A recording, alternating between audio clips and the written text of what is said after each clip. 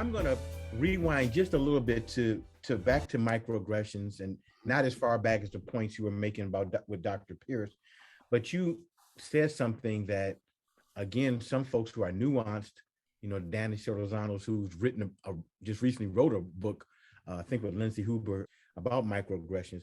But if you're really not nuanced in it, you mentioned micro and macroaggression, and I've written about it a few times, and I think it adds a cool layer to your work.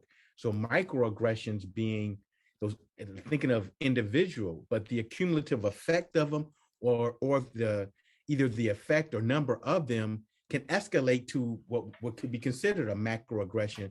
And then that connects to some things where people are now having these conversations of systemic racism, but really don't know, they know the term, but don't really understand some of the nuances connected to it. So I think this is the appropriate time where I put the mic down and hand it to you. Well, let me show you something. I was on the phone with Dr. Solorzano a couple of days ago, and he says that in his presentation, he has a slide or two about me and racial battle fatigue. I also, in my presentation, have a slide of him and racial microaggression. So I'm going to share my screen right quick. Yeah. All right. So I think Danny says it perfectly. He argues that the micro and microaggressions doesn't mean less than. It doesn't mean the micro. It means the everyday.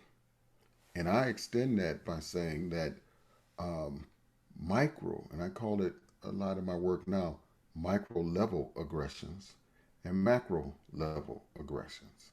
So people think that the micro means insignificant, mini, M-I-N-I, tiny, insignificant, and that's not what it means. They have no problem understanding microeconomics,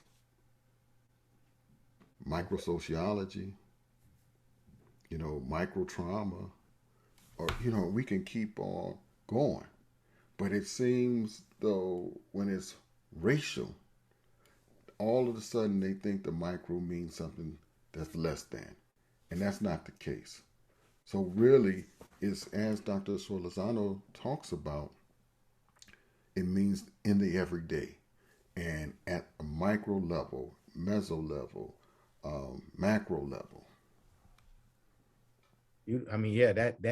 That brings even, there's nuance, then there's even more nuance, right? So you can start understanding the micro at the macro level, right? Right. So and the fluidity of it. The same microaggression can occur at the micro, meso, or macro level, and it is a microaggression, but its impact or trajectory has different nuances and purposes.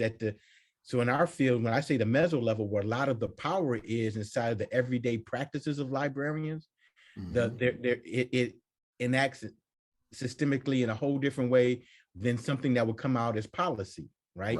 The practice of it versus the policy of it. And then at the micro level, yeah, you pissed me off today, and one more piss off, it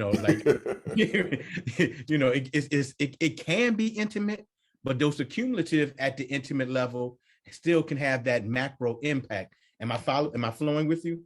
Mm-hmm. No, that's exactly the case. And it has, like you said, different purposes. So one at the micro level could be a one-on-one kind of interaction. At the meso level, it could be a neighborhood or an organization or a department. At the macro level, it could be something that impacts so many people, like the death of George Floyd.